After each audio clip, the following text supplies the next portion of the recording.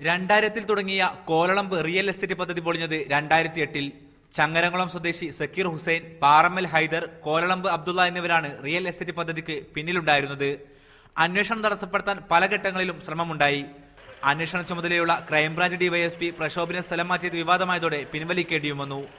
ഇതുവരെ ലഭിച്ച 30-ലധികം പരാതി പ്രകാരം 2000 കോടിയിലധികം രൂപയുടെ തട്ടിപ്പ് നടന്നിട്ടുണ്ട്. പരാതിക്കാരിൽ ഒരാളായ കോലളമ്പ് റസാക്ക് വഴി മാത്രം 100 കോടിയിലേറെ രൂപയാണ് നഷ്ടമായത്. ബാലാജിയുടെ ഭാഗത്തന്നെ ഈ കാശ് മേടിച്ചു തരാന്ന് പറഞ്ഞിട്ടാണ് എന്നെ കൊണ്ടുപോയത്.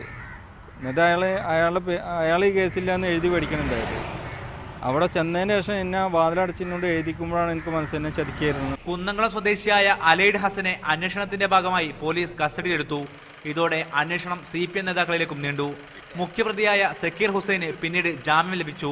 3 പ്രതികൾക്ക് പുറമെ 115 പേർ വിവിധ പരാതികൾ പ്രകാരം സാക്ഷികളും കുറ്റാരോപിതരുമാണ്. ഇതിൽ ഭൂരിഭാഗം പേരും ദുബായ്, അബുദാബി എന്നീ രാജ്യങ്ങളിലാണ്. ഇവരെ ഇതുവരെ ചോദ്യം ചെയ്യാൻ കഴിഞ്ഞിട്ടില്ല. ഇതിൽ പലർക്കുമെതിരെ ഈ രാജ്യങ്ങളിൽ സാമ്പത്തിക തട്ടിപ്പ് കേസുകളുമുണ്ട്. ചിലർ വിദേശത്ത് ജയിലിലുമാണ്. അതിനാൽ ഇവരെ അന്വേഷണത്തിനായി ഇന്ത്യയിലെത്തിക്കാൻ കേരള പോലീസ് മാത്രം വിചാരിച്ചാൽ കഴിയില്ലെന്നാണ് ഉദ്യോഗസ്ഥരുടെ പക്ഷം. ഇതിന് ഇന്റർപോളിന്റെ സഹായം വേണമെന്നും അന്വേഷണ ഉദ്യോഗസ്ഥർ പറയുന്നു. ഇതിന് പക്ഷേ സർക്കാർ തലത്തിൽ നടപടി ഉണ്ടാകുന്നുമില്ല. അഫ്താബുർ റഹ്മാൻ, മീഡിയ 1, മലപ്പുറം.